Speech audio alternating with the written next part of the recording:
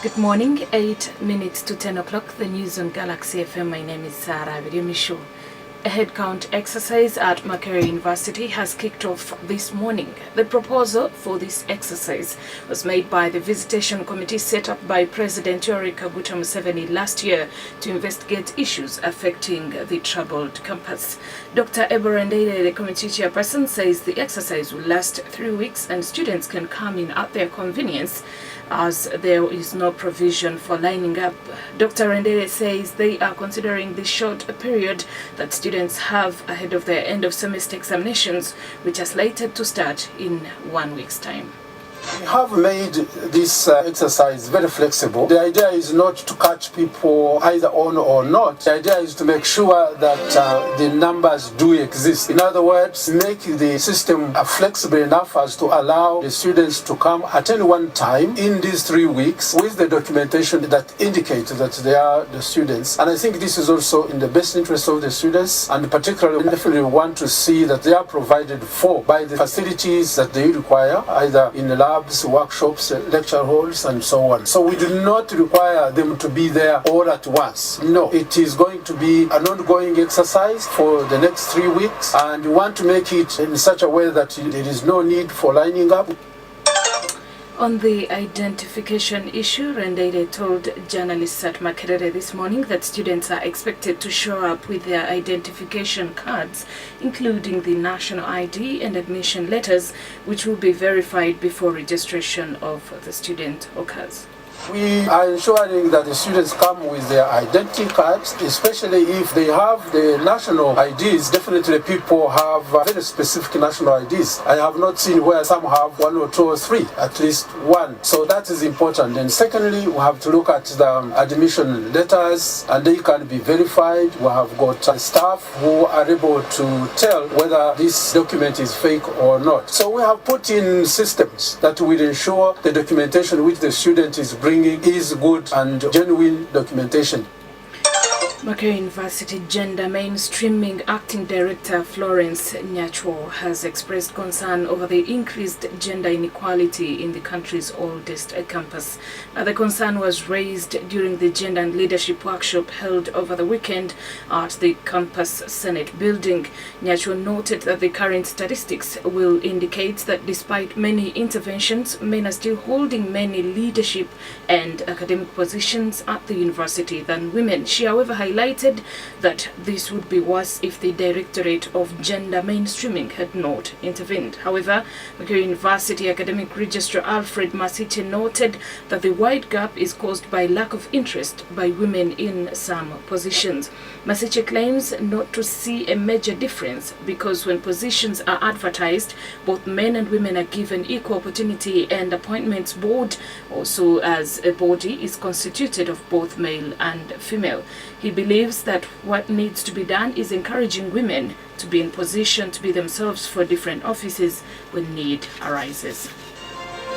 Miss Edith Byanyuma, the aunt to the Kanyamunyu brothers who are facing charges of murder of Kenneth Akena, is expected to appear at Police's Special Investigations Division in Chireka today of allegations of promoting sectarianism and incitement of violence. Byanyuma is alleged to have made sectarian statements in an interview with a local online media, accusing people of a certain tribe of being behind the death of the father of Joseph and Matthew Kanyamunyu. In a letter addressed to Miss Byanyuma, the Acting Deputy Director Special Investigations Division, Mr. Henry Mugumya, ordered her to report this morning for interrogation. Following Miss Byanyuma's interview, several members of Parliament from the Northern Region and human rights activists have been demanding the police to investigate her for the comments. A team of lawyers representing Kena's family also wrote to the Inspector General of Police demanding for an investigation. According to Penal Code Act, a person who makes or utters any statement which is likely to promote in any other way feelings of ill will or hostility among or against any group of body of persons on account of religion, tribal, ethnic, or regional origin commits an offense and is liable on conviction to imprisonment for a term not exceeding 5 years. Security has intercepted 5 more M23 combatants in Kisoro district on their way to the Democratic Republic of Congo. These are Sergeant Eric Murezeru and Captains Rogers Kumbwirana, Feresian Musabimana, Hategeka Nyiroyosanga and Patrick Mugisa. The five were intercepted at Kanaba along Kabale Chisoro Road at around 1:30 a.m. on Saturday. Charles Sokot, the Chisoro District Police Commander, said the M23 combatants were aboard the Horizon bus on their way to Kisoro District. He says security was tipped by other passengers on the bus after failing to recognize the language the rebels were using. Haj Shafiq Sekandi, the Kisoro RDC, says the rebels are being held together with their colleagues at Chisoro Police Station as investigations continue. He says the fighters will be relocated to Bihanga Military Training School in Ibanda later today. Elsewhere, more than $11 million is missing from the Gambia state coffers following the departure of long-term leader, that is Yahya Jammeh, an advisor to President Adama Barrow, has said. Mai Ahmed Fatih said financial experts were trying to evaluate the exact loss. Luxury cars and other items were seen being loaded onto a Chadian cargo plane on the night Mr. Jammeh left the country. Mr. Jammeh flew into exile on Saturday, ending his 22-year rule in power.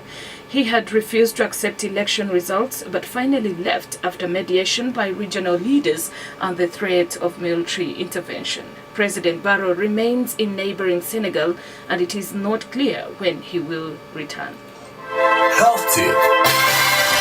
Health Tip is sponsored by Flucamol, your medication of choice for curing colds immediately. Now, nursing mothers often complain about persistent pain during breastfeeding. You can easily get rid of this by applying fresh cabbage leaves on your breasts. Keep them for a full day and you should start seeing results within a week. Remember to always use fresh leaves every day. A very good morning.